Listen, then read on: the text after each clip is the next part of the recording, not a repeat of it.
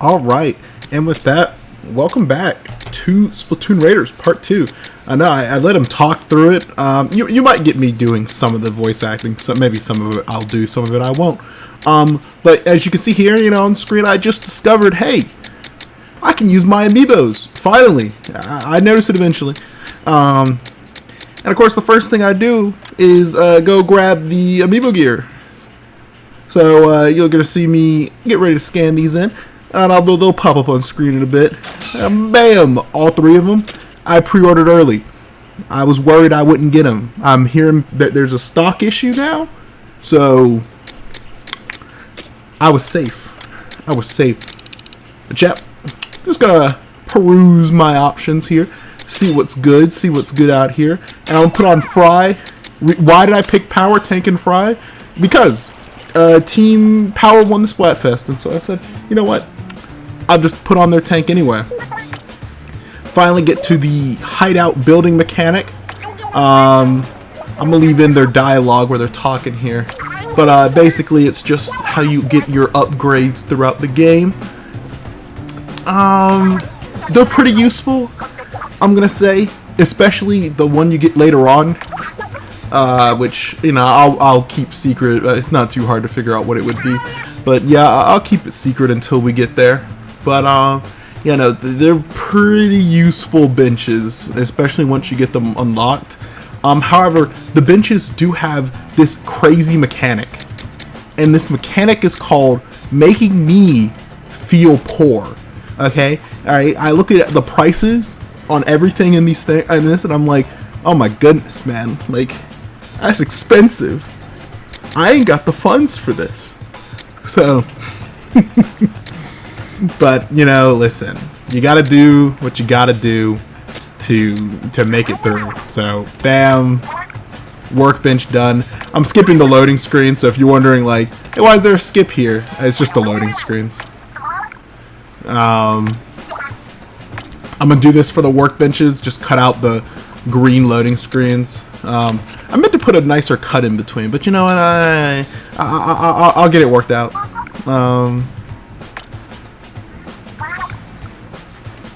I'll get it worked out for part 3. I'll get a nicer cut in there. But yeah, I'm convinced that if we weren't here, the mechanic, Deep Cut would just be like dead, just laid out on the beach somewhere. Cause like they don't like do anything. You know what I mean? Like, like I hate to say it, but like they don't do anything. Anyway, here's the gadget upgrades.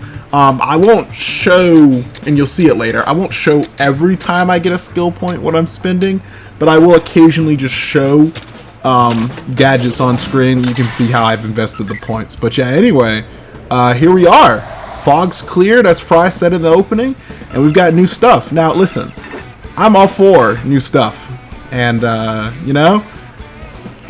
whoa, hey, wait a minute, yo, chill. Anyway, so by the way, so I got a few help me. Anyway, so I got a few warnings in there, and but listen, it's fine. This raid is definitely possible. I'm not struggling at all.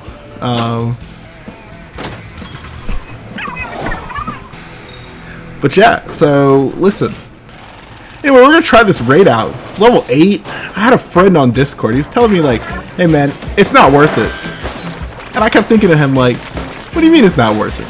Now, come on. Like, it's the simplest thing in the world. I got a blaster. We're just gonna clear them up. We're just gonna clear out the salmon." Anyway, I'm getting pushed back. I remembered I had the splatch it. It's gonna take me a bit to remember I can do that. I've only recently started sub-spamming in Splatoon 3 because I remembered that the Dynamo got ink bombs on it, or splat bombs on it. So yeah, but yeah, I'm chilling. It's looking good to me.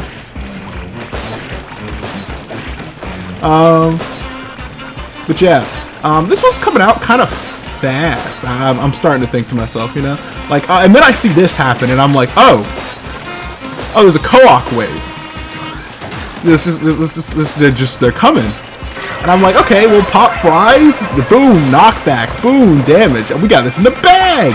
Got the splash it ready, bam. I'm like, yeah, this is, go get this done first try. I get hit. And I'm like, oof, I'm not feeling it. Not feeling it. I'm running out of ground. Use the splash it, I'm dead. But you know, that's okay. You know what they say. When life gives you lemons, you just take the lemons, you squirt them back in life's eye. I forget that Cave Johnson quote. Yeah, here we are again. Just gonna run it up again. I mean, look, I got so close the first time. All I needed to do was manage my wave a little bit better, and it would have been easy. Bam. Dealing with the chum waves at first, you know, but now I got the knowledge. Now I got the knowledge. All right, Cohawk waves coming. I gotta play a little bit more aggressive because, you know, I also noticed I was running out of time, and I was like, hey, you know, we gotta get in there. We gotta really push it to the limit. We gotta really break the limiter on this tank. We don't stay here that long. I'm just gonna go ahead and put that out there. Yeah, you know, I'm doing good. You know, we've cleaned up the waves a little bit. I think they're a little bit sloppier, but hey, look, if these waves are cleaned up sloppier just to get the Cohawk wave down in like easy peasy, then yeah, man. Also, I completely forgot that I could use the bot to hop on top of, which probably would have helped me do this. But it's okay because I've got this on lock right now, and there's nothing that can go wrong. Okay, so a little bit goes wrong. But listen, I'm respawning, Fry's ult is up. Boom, boom, boom, pop ult, why am I not popping ult? Oh, ooh, pops ult finally. Alright, so this one was a little bit worse. Should've popped ult sooner. That's okay, it's okay. It's okay, it's okay, I tell myself. But yeah, anyway, so now we're here in the Tomato Rocks. Man, that's a name. And that level 8 raid was honestly just a bad dream. It didn't happen. It just didn't happen. It just didn't happen. Yeah, you know, I'm taking in the environments. I'm taking in the sights. I'm on vacation. I might as well be. I mean, we've been stuck out here for what, a month? And they're just now deciding to actually do something with this time. Like, okay, I'm on vacation at this rate. All right. This is really an interesting question. I don't know if this sea scroll has happened yet. But one of the sunken sea scrolls is an ad for what I'm assuming is the service that they deep cut found you at, which adds some like interesting implications. Because are all the pilots for this company as skilled as the mechanic, or is it just the mechanic? I don't know. It could just be the mechanic. It could be that, hey, maybe they're all this good. That'd be kind of concerning. Also, I want to bring this up mainly because I keep seeing. Look, guys, look. I'm gonna be honest with you here. Yes, I do pay attention to Twitter drama, and I do, in fact, look at power scaling discussions. And I see a lot of people always power scaling the agents, and for the longest time it kind of made me a little angry because I was like, hey, why is everyone putting Agent 3, the original, not the new one, as the strongest agent? And it's because everyone bases that power, or at least they used to, off of inner Agent 3, and that always was like, but why though? Because we know that's a memory of what Agent 8 thought Agent 3 looked like, or how Agent 3 moved. But then of course you try to remember her actual fight. Also, there's a briny scroll over here. Make sure you get that one on your way through. But yeah, you know, they always but then we have like a normal Agent 3 fight when they're controlled. I have to say there because technically your Agent 3 could be male or female. Therefore, I have to say there. It's the only appropriate way to refer to them. This is also just a quick side tangent on my rant here. When they do put the bot often enough that you kind of are forced to remember that you can use it as a traversal tool and in combat. Also, I picked up the first compass. Compasses are pretty cool. I don't particularly care too much about this mechanic. There's 3 different types, and the last type you discover is the worst compass and the worst type. The worst type, okay? The color blue, I hate it. Hate that compass. Oh my goodness. It doesn't make it. I don't like it. I don't like it. Anyway, back to my side tangent. Okay, all right. But like, you know, when we see Agent 3, like actually, you know, they're not like, oh, there's that mid-air jump. Remember that? Remember, guys. Remember that's so useful. I don't know. Maybe it is useful. Maybe like the meta runs for whatever the end game is for this are like, if you don't take mid-air jump, you're screwed. I don't know. I doubt it. But yeah, no. But then the actual Agent 3 is like falls over after like using special power to like jump and clean an island of hair in Splatoon 3. And I'm like, okay, I mean that's cool and all, but I've always been of the opinion that one line where they said in the Octo expansion where they mentioned that Agent 3 had released the limiter on their gear, and I always thought, what's the limiter? Since no one else did it for like the whole game up to this point. We had no context what this limiter is. Just that one inkling had released the limiter of it. Okay. So then I'm gonna ask you the next question is if one inkling can release the limiter, what about other inklings releasing the limiters? And I think we see a pretty good. By the way, this is hard lock in. This chip scony. I don't know how you pronounce that. That's a hard lock. Ink saver. Hard. I'm a Dynamo main. Okay, I need as much ink recovery as I can get, or ink efficiency as I can get. So I always run it. I find a Splattershot Junior pretty soon. By the way, it's got Ink Pro on it. Anyway, back to my tangent. And so I'm thinking to myself, I'm like, whoa, hold on a minute here. Could potentially every agent discover to release limiter? By the way, there's a Crane game. Didn't really get this one. Why they added in? I'm gonna skip it, but let me tell you something. In my head, I was already going like, I'm gonna be stuck here, playing this Crane game for who knows how long. Whatever, man. But yeah, okay. So like, I keep getting distracted because something happens. I have to explain what's going on the screen. But like, you know. But listen. So like, if you know, you go in there and you're, you know, getting your limiters taken off or whatever. I mean, like, you know, it's whatever. But this game kind of implies that every Inkling and or Octoling is a, like, city-destroying hazard without their limiter on. I don't know, man. Like, it just seems kind of far-fetched. I mean, there's a lot of power, you know what I mean? That's a lot of power. There's a lot of power in that. So, I don't know.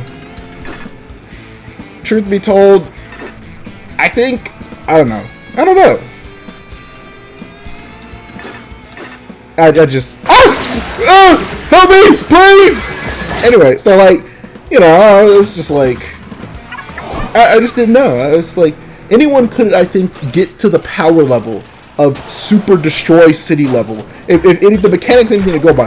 And the thing I think that's crazy is that one, I think the mechanic has an advantage. I think the mechanic is the strongest protagonist. One, they're like the first legal adult that's a protagonist, guys. Like this is crazy. This is some crazy power to have.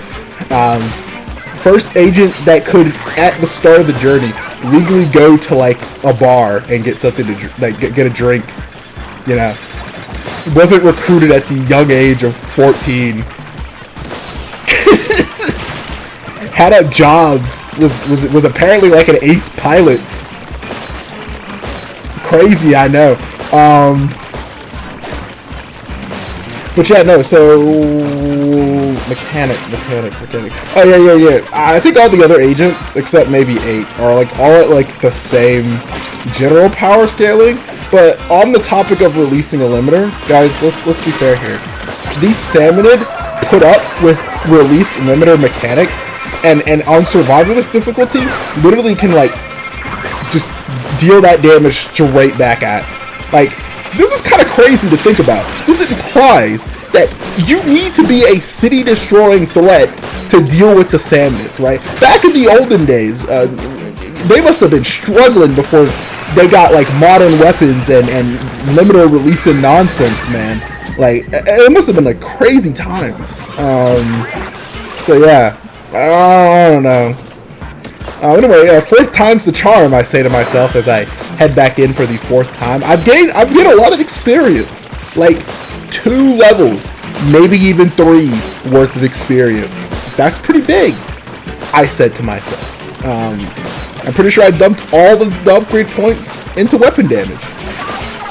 I'm still playing like an absolute buffoon, and you will see that later. I'm not. I may be a buffoon. I'm just gonna be honest with you here. All right. It's okay. It's okay. It's okay. It's okay. Anyway, that's enough of my current power scaling discussions. Moral of the story is last note. I think next Splatoon game, let's just release everyone's limiter. Let's just see what happens. Like, let's just see what happens if we just take off all, like, Turf War, no limiters. Salmon Run, no limiters. We just go full power for one game before the in-game lore says that regulations step back in to put the limiters back on everyone. Okay, one game where we it's just all bets are off. Everyone's just super powered. It's absolutely a monster on the field. I think this could be pretty fun. By the way, cutting it pretty close. 3 seconds left. But hey, got it done. This blaster's carrying me. I'm no blaster man, but if I was, I probably could have done this a little bit sooner. But yeah, man, I'm just saying that, like, one game, we just need one. They could re-put the regulations back on immediately after the one game. But one game where all bets are off. There's no regulations, no nothing. I just want to see the mayhem that causes. We'll be back in, like, Splatoon 1 days. Like, that's how bad I think it would get. We'd be back in Splatoon 1 days. Here's my tank. Like I said, all of it's in weapon damage. A few of it's in gadget damage. And I do the thing that I think no one wants to see. But listen, guys. Listen. You don't need to know this. But you'll see it later. I do upgrade health. Now, I want to tell you, I'm a master with this gadget. The dash bomb, I'm like the best dash bomb user ever. I just want to put that out there. I've never failed with the dash bomb before. I'm actually just the best dash bomb user that's seen the face of the earth. So just be prepared to see some sick moves as I'm about to style on this level. Okay, so maybe that was a fluke. That was a fluke. That didn't happen. That didn't happen. All right, that didn't happen. Rest of the stage, I just didn't know how it worked at first. Okay, now that I know how it works, yeah, this stage, I got this in the bag. All right, I got this one in the bag. So let's see. What's another niche Splatoon topic I could talk about while you watch my master dash bomb plays in the background? Not a Splatoon topic. Reverse 1999. A lot of stuff's happened in that. For some reason, we have an Atomic Heart collab. I mean, sure, I got the twins at Pity, and I also got like the free portrait one of it. That's cool. I brought it back up anyway to mention that I'm getting the recordings together. I'm gonna get the recordings together to do those next 2 parts. I know I said that I was gonna do them like ages ago. It didn't happen because I got tired after work and I got kind of busy playing other games. I've been on a Dark Tide grind recently. Also, my friends have convinced me to give Wuthering Waves another try. Now, I'm just gonna be honest with you here. It's okay. I'm gonna be honest with you here. Like, I'm having fun with some of the characters. Not a lot of them. I think her name is Zanny. I like her. She's probably never gonna get a rerun while I'm playing, so it's whatever. By the way, the only reason I even tried Wuthering Waves again, the Cyberpunk collab happened. And I remembered I had an account for it, so I said I'll give it a try. But anyway, another amazing dash bomb play. As you can see, I'm a master with this this gadget. I'm going back. You gotta get that. You gotta get that squid ring. It's just mandatory. Okay, look. I'm a little disoriented. Okay, I had a headache, and okay, like I said, I had a headache, and it's just really hard. It's really hard. Okay, I got it. See, I got it.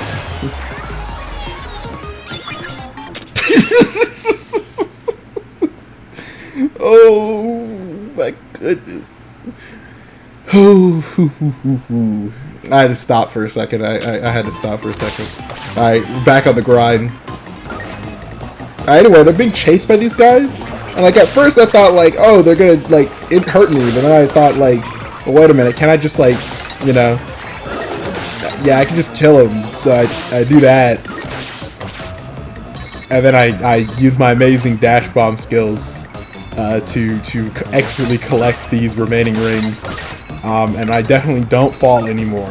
See? Told you. You didn't believe me because you saw me fall the other times. But trust me, it doesn't happen. From this point onwards, I never fall again. Alright? Just the final couple dashes to the end. Here we go. It's gonna be easy. Just getting ready. Just getting ready for it. I'm surveying the environment because I mean, like the underground facility, it's a little weird.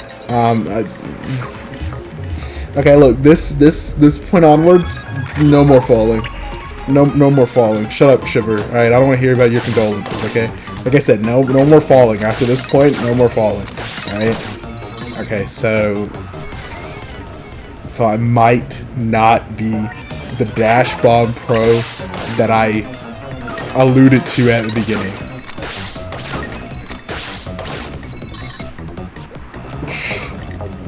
But trust me, by the time I use this gadget in the field, I'm much better at it than I am here, alright?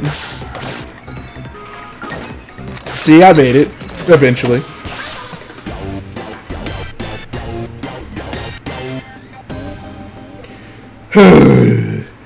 But anyway, I'll catch you around. That's the end of this one. So, see ya.